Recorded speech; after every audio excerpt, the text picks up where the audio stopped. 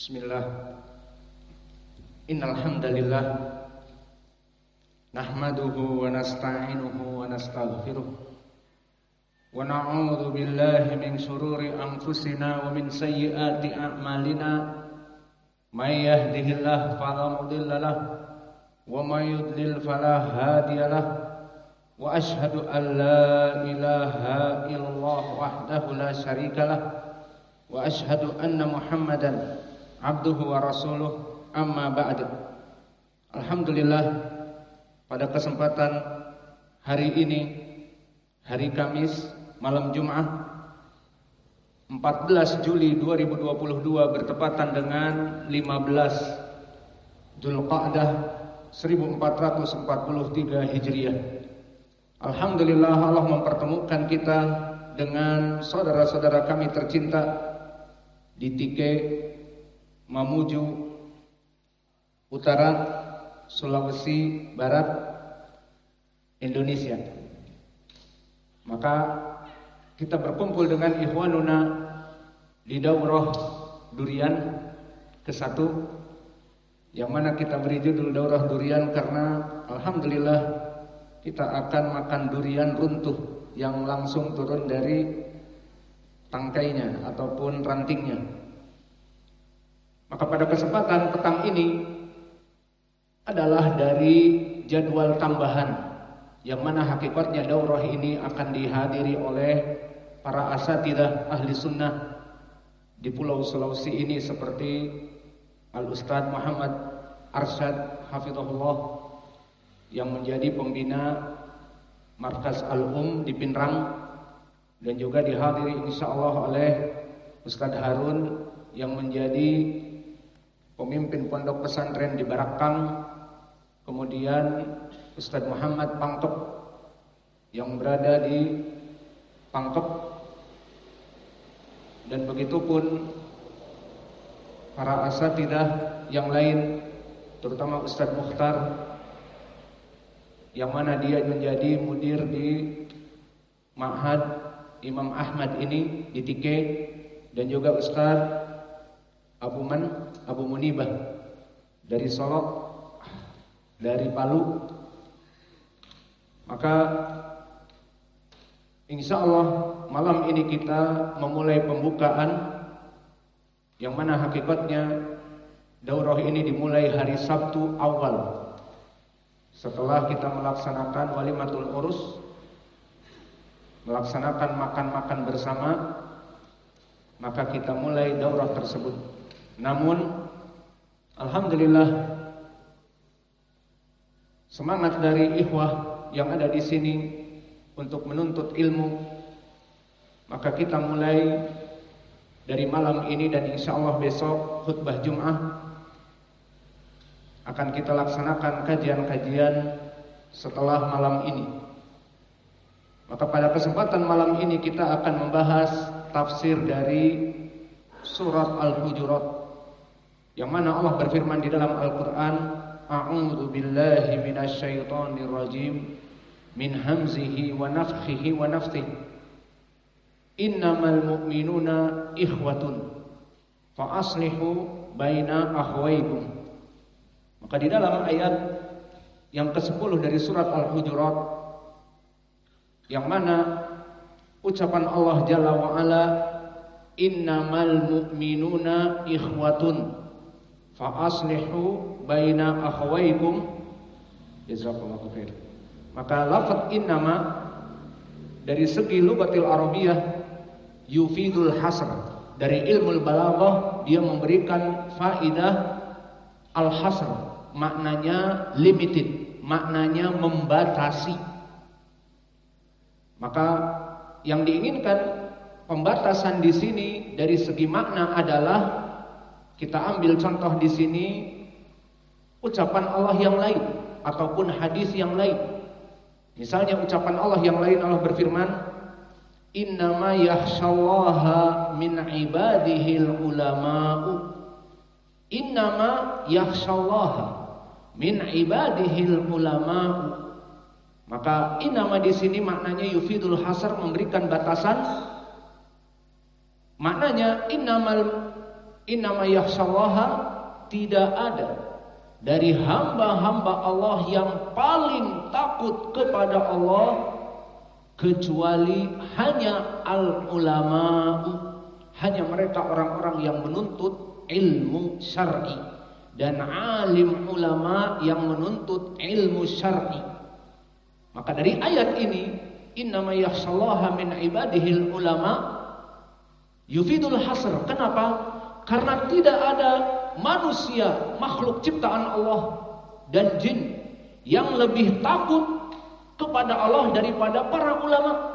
Karena para ulama mempelajari contohnya asma wa sifatnya dan mengetahui bahwa Allah duntiqam, sangat keras balasannya, dan mereka mengetahui Allah itu syadidul iqab, bahwa iqab balasannya itu sangat keras, dan mengetahui bagaimana sifat-sifat Allah yang penuh rahmah, Ar-Rahman, Ar-Rahim, Al-Ghafur, Al-Wadud, Maha Penyayang, Maha Pengampun.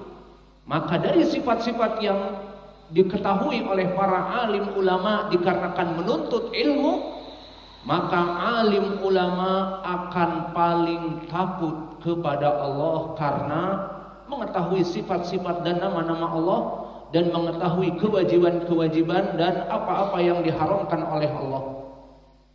Maka ini makna dari innama yufidul hasr, innama yakhshallaha min ibadihil ulama. Tidak ada penafian makhluk yang paling mencintai Allah isbat kecuali hanya para ulama saja. Itu makna al-hasr dari segi makna innama di ilmil balaghah. Untuk memperjelas lagi, kita berikan contoh sekarang dari hadis yang masyhur, hadis yang muttafaqun alaih dari Umar bin Khattab. Berkata Rasulullah sallallahu alaihi wa ala alihi wasallam, innamal a'malu binniyat wa innama likulli imri'in ma nawa. Maknanya innama yufidul hasr juga. Sehingga maknanya tidak ada amalan-amalan seseorang diterima oleh Allah, innamal a'malu binniyat, kecuali dengan niat ikhlasnya kepada Allah. Maka ini makna yufidul hasr. Tidak diterima segala amalan kecuali yang ikhlas niatnya kepada Allah. Maka begitupun di dalam ayat ini, innamal mu'minuna ikhwatun. Maknanya sesungguhnya tidaklah seorang mukmin dengan mukmin yang lainnya kecuali ikhwatun, dia bersaudara. Bagaimana bersaudara di sini? Tidaklah bersaudara itu harus dikeluarkan dari rahim yang sama, dari ibunda yang sama, tidak. Innamal mu'minuna ikhwatun, sesungguhnya tidaklah kaum mukminin kecuali harus bersaudara, bersaudara yang dirajut oleh keimanan, dirajut oleh keislaman, dan dijerat oleh manhaj yang sama. Maka inilah yang diinginkan dengan ayat yufidul hasr, innamal mu'minuna ikhwatun. Maknanya tidak ada seorang mukmin yang mengaku beriman kepada Allah dan Rasulnya dan seluruh dari rukun iman yang 6 dan melaksanakan seluruh rukun Islam yang 5 yang disebutkan di hadis Umar ibn Khattab, diriwayatkan oleh Imam Muslim, di saat ditanya Nabi, mal iman, mal Islam. Maka di saat ditanya mal iman, dijawab 6 perkara. Antu'mina billahi wa malaikatihi wa kutubihi wa rusulihi wa bil yaumil akhir wa bil qadari khairihi wa syarrihi. Dan juga ditanya tentang Islam. Al-Islam adalah syahadatu an la ilaha illallah wa yuqimus shalah wa ita'iz zakah wa shaum ramadan wa hajjul bait. Maka seseorang muslim yang melaksanakan 5 perkara dan mukmin yang melaksanakan 6 perkara, wajib bagi kita untuk saling bersaudara. Itu asal dari makna ayat innamal mu'minuna ikhwatun. Maka tafsir dari ayat ini, innama tadi dari segi ilmu balaghah yufidul hasr, memberikan makna pembatasan, limited. Dan dari segi i'rab innama al-a'malu binniyat, maka al-a'malu di sini mubtada. Innama al-mu'minuna ikhwatun, di dalam ayat kembali al-mu'minuna mubtada, dan mubtada marfu wa alamat rafihinya dengan waw karena dia jam'u mudzakkar as-salim. Innamal mu'minuna ikhwatun khobarnya, maka dia adalah khobar yang marfu wa alamat rafihinya dengan dhammah. Innamal mu'minuna ikhwatun. Sehingga maknanya dari tafsir ayat ini, tidaklah dari setiap mukmin itu kecuali dia saling bersaudara. Kemudian ayat yang setelahnya fa'aslihu baina akhwaikum. Maka apa i'rabnya di sini dan artinya? Fa'aslihu, maka fa di sini dinamakan fa al-fasihah. Apa makna fa al-fasihah? Fa al-fasihah adalah fa yang menghubungkan jumlah yang mahdhuf. Ada jumlah yang mahdhuf, maka dihubungkan dengan fa al-fasihah ini. Fa aslihu baina akhwaikum. Maka aslihu, maka dirajutlah kembali, maka diperbaikilah baina akhwaikum, di antara dua saudara, di antara kalian yang saling berseteru. Maka di sini ada jumlah yang mahdhuf. Karena makna ayat fa aslihu baina akhwaikum, setelah innamal mu'minuna ikhwah, bahwa tidaklah di antara kaum mukminin itu bersaudara, maka rajutlah kembali jika terdapat dua saudaramu yang dalam keadaan berseteru. Ada di sini yang mahdhuf. Apa itu? Innamal mu'minuna ikhwatun fa idza tasyajara, ataupun fa idza takhasama, jika di antara kedua dari kalian saling berseteru, baru masuk ayat ini. Fa aslihu baina akhwaikum. Maka di sini fa al-fasihah dikarenakan dia itu menjelaskan dari jumlah yang mahdhuf. Maka dari segi makna pun menjadi memperjelas dengan adanya fa fasihah. Karena kalau kita kembali kepada tekstual dari makna ayat innamal mu'minuna ikhwah, sesungguhnya di antara kalian kaum mukminin adalah saling bersaudara.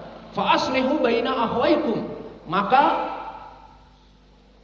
perbaikilah jika di antara kalian dua bersaudara ada yang saling berperang, saling bermusuhan. Maka di dalam ayat ini ada sesuatu yang hilang dari kalimat ataupun jumlah. Maka fa di sini fa fasihah menjelaskan makna dari yang hilang ini apa? Innamal mu'minuna ikhwatun, sungguhnya kalian sesama kaum mukminin itu ikhwah.